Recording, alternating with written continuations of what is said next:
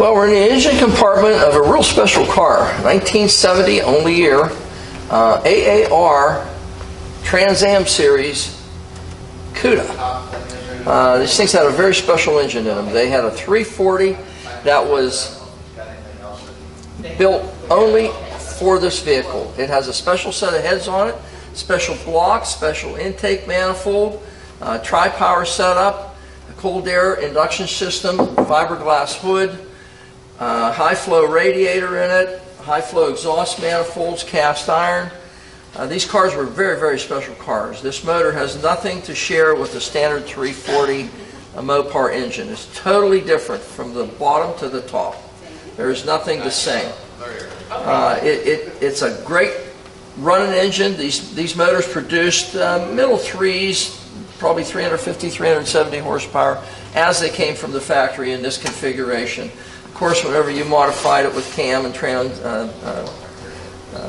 modifications for Trans Am racing, it produced considerably more.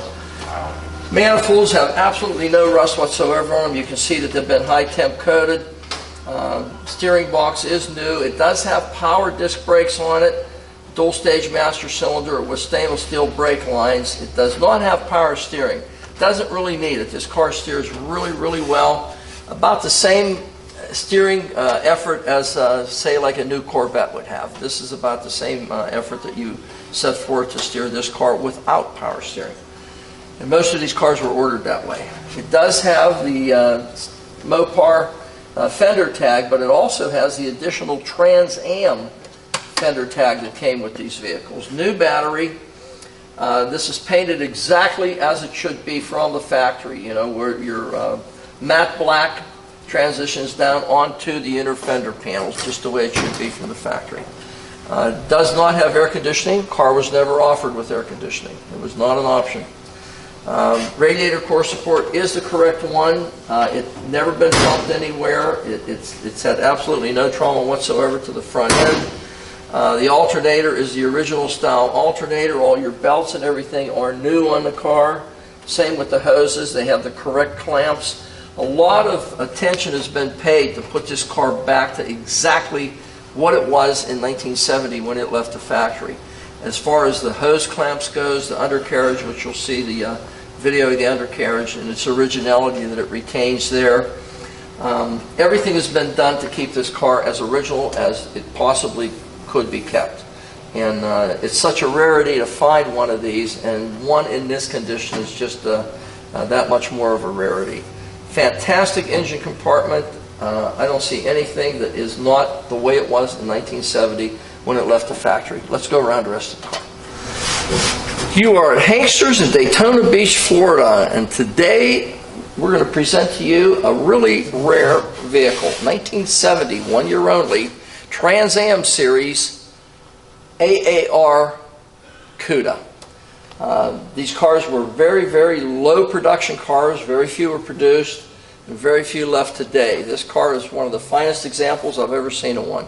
We just had one that was an absolute numbers correct car that came very close to the six-figure mark because of its originality and the paperwork and the matching numbers. This engine is the correct engine for the car, not a numbers matching engine. It's a few hundred off of where it should be number-wise, but it is a Trans Am Series 340 engine, complete with the correct carburetors, intake manifold, exhaust manifolds, and the engine block, which was a biggie on these, and cylinder heads. Those were all different for the Trans Am cars.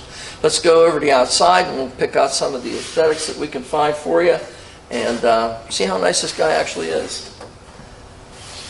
This is the correct finish that belongs on this hood. It is a fiberglass hood, and luckily Chrysler had a bulletin out to remove the springs, so when you lift this hood up, you take the hood pins off, lift it up by a scoop, and there's a little prop rod underneath in the tray in the front here that you hold the hood up with. If you left the springs that they left the factory with, if you left them on, the hood from the springs, it's a lightweight fiberglass hood, from the springs putting pressure on it would make this hood bulge up through the center here, through the ears. This does not have that issue. Apparently it was taken off early. There's no issue whatsoever with curvature in this hood. and the fitment is just astronomical. You can see, I think A&A Fiberglass is who produced these hoods for Mopar, but I'm not sure. I think that's who it was. But it is a fiberglass lightweight hood.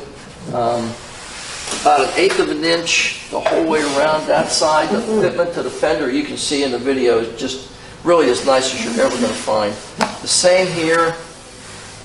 The fitment is just absolutely gorgeous. This could come up just a little tiny bit. The hood's down a little bit on that edge. But perfect on this side. It does have the factory hood pins with the curved stainless tops on them the way they should be. That's the way these cars came. The grille itself is that darker gray, the way it was released from the factory. The chrome accents on the inserts in the grille are just absolutely flawless. So is the anodized aluminum trim that surrounds the entire grille area of this car. Fantastic fitment on it. Bumper. That is spot on. You cannot get a bumper to fit any better than that. That front bumper is right on the money. Lower valance is really, really nice. Trans Am series cars only, and only for a Cuda. The Challengers, the TA Challengers had them underneath the front, 2 separate ones. Cuda chose to put them on the sides. It does have the fog lights, which are an option on this vehicle. Fantastic front end of this car. Everything lines up as it should. Everything is the correct texture of black that it should be. That's satin black. You cannot find a nicer fitting front end on an AA or Cuda, or any Cuda for that matter, that you have here. Let's see what's down the side. Okay, driver's side of our real special Cuda here. This stripe is AAR Cuda only. It was never offered on any other vehicle. This is the way these cars came from the factory. The color is Tor Red, I believe. I didn't check the code, but it appears to be Tor Red. It might be just plain red, though.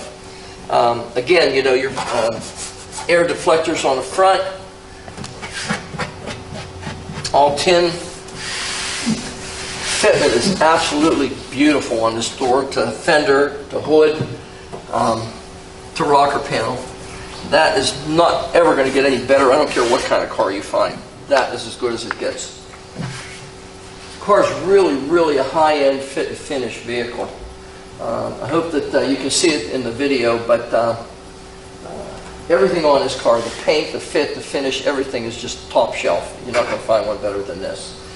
Real legible, nice, original VIN tag on the correct dashboard for the car. No wrinkles, no distortion, no cracks whatsoever in the dash itself. Just as nice as you'd ever want to find one.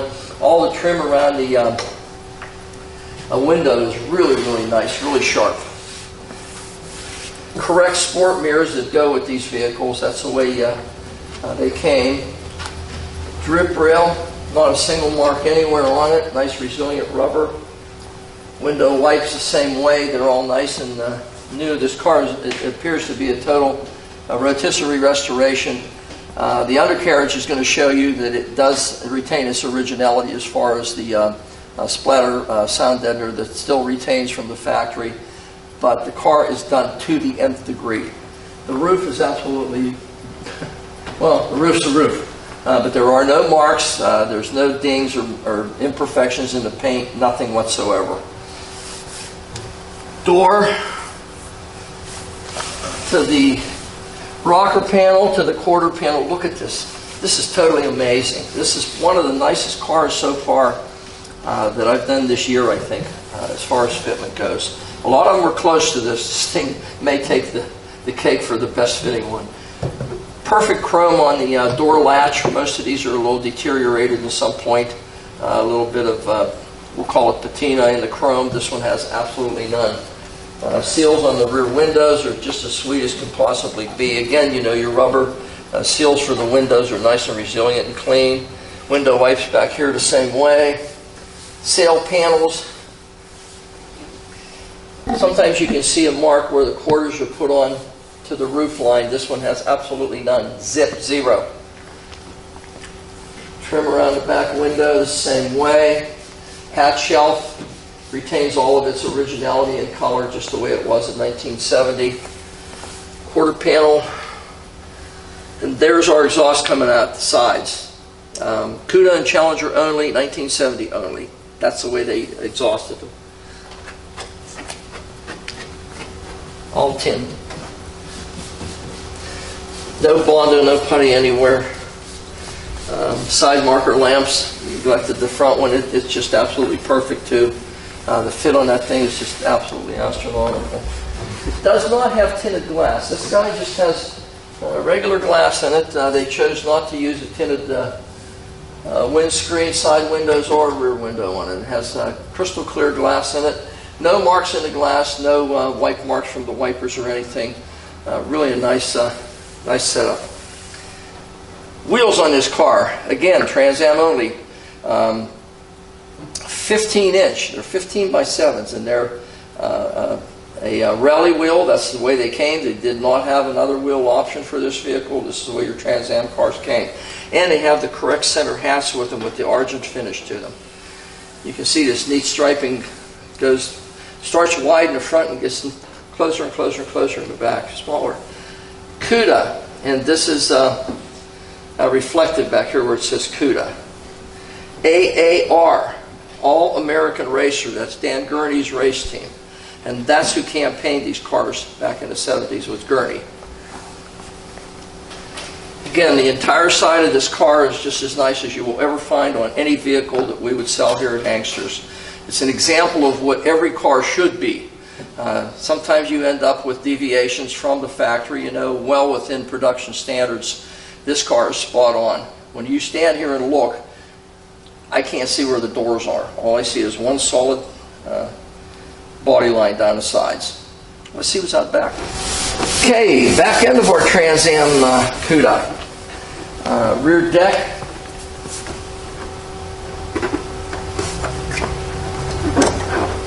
Just like the hood, it fits just as nice as you could possibly hope for it to fit. Cuda only. The Trans Am car had a little bit different spoiler than this guy did. This one is Cuda only spoiler, and it is correct for the car. Again, just like the grille, we have this real finite trim that goes around the entire back section of this vehicle. Also, the taillight assembly is the same way. Nice crystal clear lenses, backup lights, of course, they're integrated in there. Flat black, semi-flat black on the back, just the way it should be. Cuda designation. This tail light's the same as the other one. Absolutely no issues whatsoever. Bumper fitment.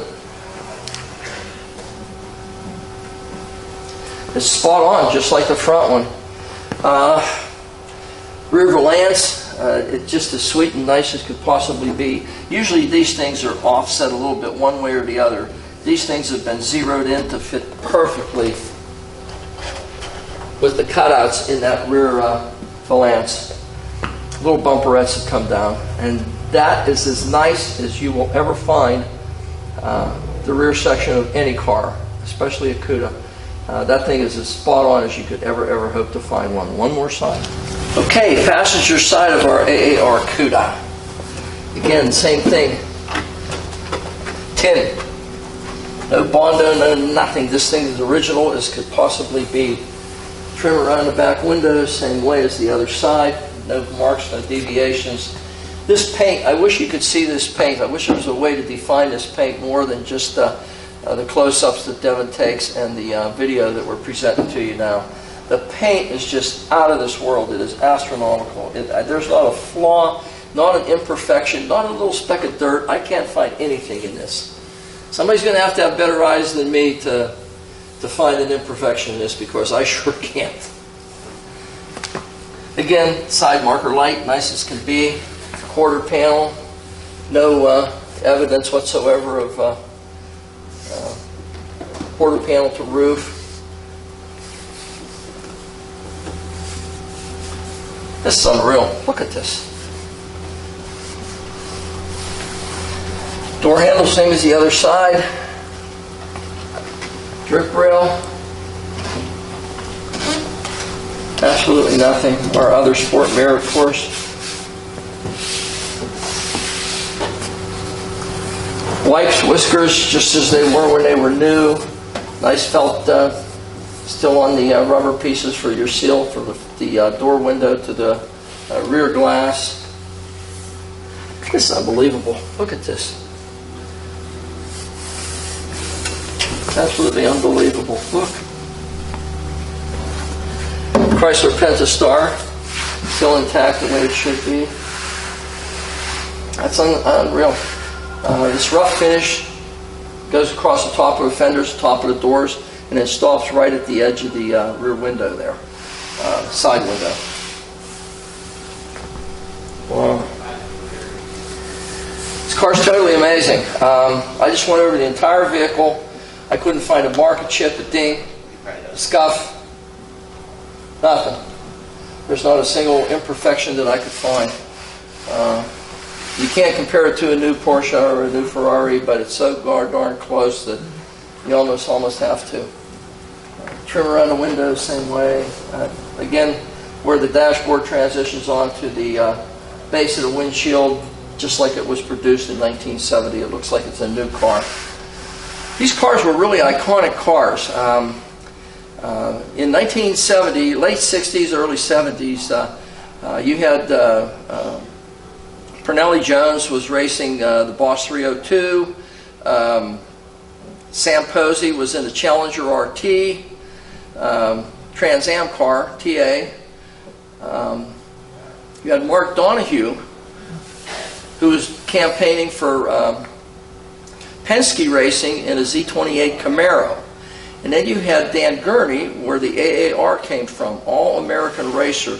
That was Gurney's race team. He called it All-American Racing. And that's where this car was named, after Dan Gurney. That's who raced this car in the 70 Trans Am Series. A real iconic car. Very few of these were produced. Engines were very, very special. Mopar chose to do it a little different. Ford came out with a Boss 302, 302 cubic inches. Z28 was 302 cubic inches.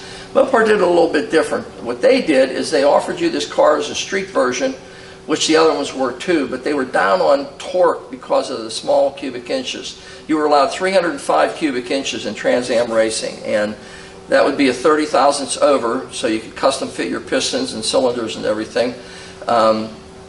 So it's 30 thousandths over on a 302, gives you 305 inches. These guys, Chrysler offered you this car in a 340 with a tri-power setup on it, gave you a lot more low-end torque and mid-range torque, so it was more fun to drive on the street and it wasn't so peaky of an engine. But they offered a kit that you bought a crankshaft, pistons and rods, and a camshaft for this car. And that made 305 cubic inches. They de-stroked this motor so it would turn up into the 7,500 RPM ranges where they ran these engines, all of them, Z28s, Boss 302s, and these cars. They were a great series to watch. On the weekends, everybody at that time was watching the Trans Am racers out there banging doors and just having a lot of fun with American muscle cars that anybody could go down and buy at the showroom. And it was just a great series. It was a great boost for performance and publicity for all of the manufacturers. There were also Trans Am cars for AMC in a Javelin, the AMX, and Firebird also. So, I mean, all the corporations were involved in Trans Am racing. This particular car is one of those cars. It is the nicest one that you will ever find for this price range that we have it here at Hanksters. It's a car that if you're in the market for something unusual, something that's a very, very collectible piece, you really have to take a look at this. There's a lot of photos that Devin has up. There's probably about 90 of them, and we did a little more of a lengthy presentation, undercarriage, and walk around on this car because of its rarity and its originality as far as fit and finish and everything else goes. So it's at Hanksters in Daytona Beach, Florida, and if you're looking for a real collectible Mopar, you definitely got to take a look at this guy. We are in our AAR Cuda. This car is the same inside as it was outside and underneath. It's just spot on. I can't see a single thing out of line. Headliner nice and tight as a drum. Original sun visor still intact. Dashboard, no cracks, nice resilience to it, and it's not a molded cover. This is the actual dash on this vehicle. Full instrumentation in this thing is the standard dashboard. They did offer a rally pack. This does not have that. It has a standard dash, but it has the speedometer, fuel gauge, temperature gauge, amp gauge, and they put an auxiliary oil pressure gauge down here for you. Console, buckets, and automatic shift, slap shift automatic. The steering wheel is a wood grain style on the outside. There is one, it almost looks like a scratch. It's right here. I can't define it as a crack yet, but at some point of its life it may be. But at this point, that's the only mark on this entire steering wheel. And this is as nice a one of these as I've seen in years, literally years. It does have its original red type interior in it. There's a lot of red on this car, outside, inside. Door panels don't have any marks whatsoever on them. Nice chrome on them for your cranks, your door latches, and your locks. Back the same way. Most of the rear sections of this start to flake after a period of time. These are as new, just the way they were in 1970. They've probably been replaced, but I can't tell you for sure. Back seat, front seats all match absolutely perfectly. And it has seat belts in the back and seat belts up front, with the addition of the shoulder belts, which were an option. Fantastic interior in this car. You cannot find a nicer looking car. Kick panels are just as nice as they were when they were new. Red carpeting, of course, red console, glove compartment. AAR Cuda floor mats and carpet that you can see. Dome light works as it should. A nice clear day-night mirror with our car. I don't see anything out of place in this interior at all. It has an aftermarket radio in it. I'm surprised it even has a radio, but it does have an aftermarket radio in it. Fog light switch, everything as it should be from the factory in 1970. This is a fantastic car. You really need to look at your Hankster's website and study the photographs that Devin's putting up on this vehicle, so that you can try to see the precision that this car actually has in its restoration. Fantastic example of an iconic Trans Am series car. Dedicated to Dan Gurney. Okay. AAR Cuda. All-American Racer, Dan Gurney. We have turn signal left, functioning as it should. Turn signal right, functioning as it should. Speedometer I know will work, which Devin will show you in just a second here. Fuel gauge is functioning. Temperature is coming up. The alternator shows that it is charging somewhat. We have an oil pressure gauge that's showing us good substantial oil pressure. We have windshield wipers that work. All right. Okay. A horn that does not want to make any noise, so we have to take a look at that. Nice car. Let's go for a ride, see what this guy runs like.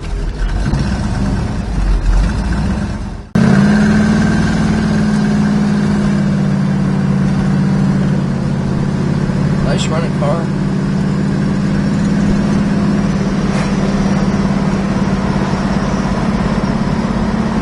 Goes down the road straight as an arrow. Let's see what I'm doing.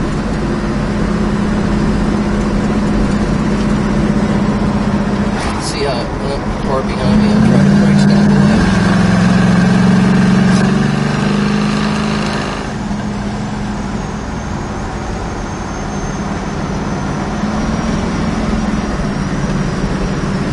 Nice driving car.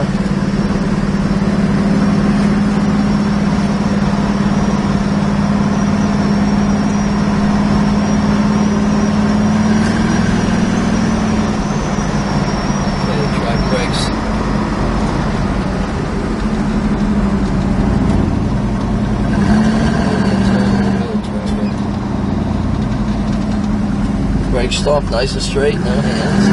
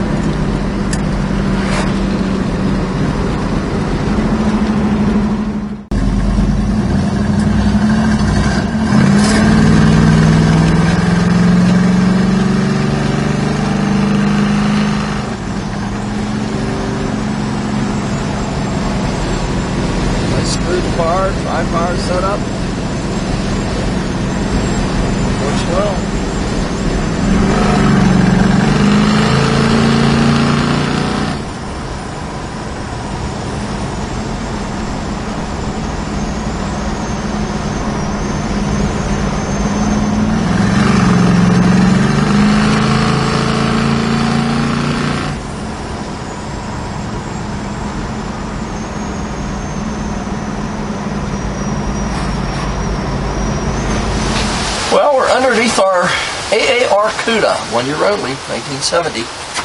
Real iconic road racer. Fantastic car marketed by Chrysler.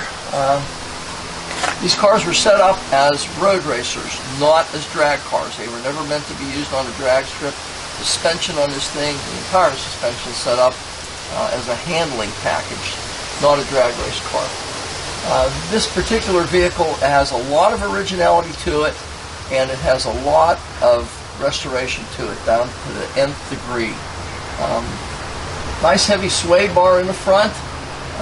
These cars had a real nice special system that they used on it. A fantastic setup on this car. Sway bars in the front, new steering box, new pitman arm, new idler arm. You can see new swing arms for the suspension. This is a Trans Am motor. This is an X motor. It's a special motor, 340 that Chrysler released 1 year only, 1970, for the Trans Am series cars. This does have that engine in it. Gear reduction starter, which is an upgrade for it. Original factory cooling lines going forward. You can see heavy duty disc brakes in the front of this vehicle. Nice big new calipers on them. All new hardware. The backing plates are new. The rotors are nice and fat. Tie rod ends, you can see, are absolutely brand new, and so is the steering link. Both ends of tie rods are everything's just brand new in this vehicle.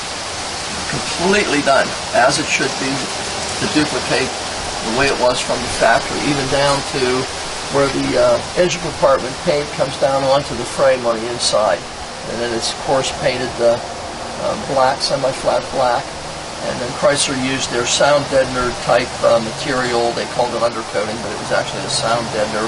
Starting to flake in a few spots. Bell housing area, and this is an automatic transmission car. The bell housing area is all dry. You can see the transmission itself is dry. Engine is completely dry. No leaks whatsoever. Devin and I just came back from a road test on this vehicle, and absolutely nothing. Brand new, off the cast iron exhaust manifolds. They're 2 1/8 inch stainless steel exhaust pipes going into 1 year only set of mufflers with the crushed ends on them to clear the drive shaft, but the exhaust goes in the front of the muffler and it comes out of the front. We'll show you that in a second. Fuel line on this side is original and intact, just the way it was from the factory. The brake lines have been replaced, and there appears to be stainless steel brake lines, and it's an original equipment type of a brake line with the spiral wire around it. Parking brakes still intact and functional. Heavy duty rear transmission mount on this particular vehicle. No leaks in the tail shaft area also. You can see this entire drive line is just as dry as can possibly be. And like I say, we just came back from a road test on it, and the car had been sitting for a while, so if it's not leaking now, it's not going to for a while anyway. Floor pans are just as sweet as can possibly be. I don't see any jack marks on the subframes on this vehicle at all. The skirts, where they come down from the fender wells down and transition onto the subframes, usually guys try to jack things up on there, and I don't see any marks whatsoever to indicate that they've ever been jacked up on. Heavy duty torsion bars on this vehicle.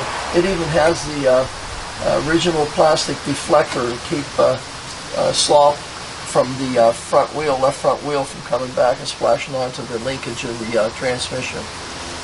Really a nice original looking car under here so far. New U-joints in it, and you can see everything on this vehicle has been addressed and replaced with as new or new pieces. Just a fantastic car. New ball joints, new everything on this vehicle. Everything is as it was in 1970 when it left the factory. Fantastic car so far. We got another half to go. Let's see what we can show you there. Okay, again, our 2 1/8 inch pipes going into the 1 year only set of mufflers that came with the Trans Am series cars, the Challengers and the AAR cars, the Cudas. Exhaust goes in the front and it comes out the front. Goes through 2 curved exhaust tips that transition out underneath the rocker panels in front of the rear wheels, about 6 inches in front of the rear wheels. The floor pans, as you can see, are just absolutely undisrupted. There's no marks, no jack marks. All your structural pieces, your structures on them are nice just the way they were. A little bit of flaking on the undercoating here and there, which is originality. We're not going to take and try to hide anything there. It's bare metal here that's just painted, and then this is the original undercoating that Chrysler would have installed back in 1970. Seat belt holder still intact also for the car. 8 3/4 inch heavy duty Chrysler rear end in it, posi rear end. Again, these cars are set up for road racing, not for drag racing. So where in a conventional like a Roadrunner you would have 6 leafs and 7 leafs, this has 5 on each side with a nice big arch to them so that there's some resilience, some suspension travel. It has new shocks in the front, new shocks in the back. Again, stainless brake lines that have been replacing the standard ones. It does have a rear sway bar on it also. The original tie-down brackets that came from Chrysler for shipping in this vehicle are still intact on the rear subframes. And the floor itself in the trunk is undisrupted. The drop-downs in the quarters are just as new as they were in 1970. Floor pan itself, where it transitions up over the rear differential, is just as sweet as could possibly be. There's absolutely no deterioration, no problems, no issues whatsoever on the frame anywhere that I can detect. Finned heavy-duty drum brakes in the rear to complement the discs in the front, which are heavy-duty. Original equipment gas tank. I don't know if it's the original one or if it's been replaced with a new one. It's hard to tell. The undercarriage of this car is so exquisite that it's difficult to tell what was just replenished or refinished original items and what's new. There's not a single thing underneath this car. It's a Trans Am series car. It has a lot of originality to it. It does have a correct style exhaust system on it. I don't see anything that is incorrect for this car for 1970 in a Trans Am series car.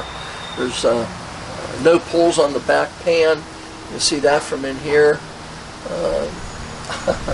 No leaks on the rear differential. You can also see that. In fact, if you look up through, you'll see that there's no leakage whatsoever on this entire driveline. Not one little single speck anywhere.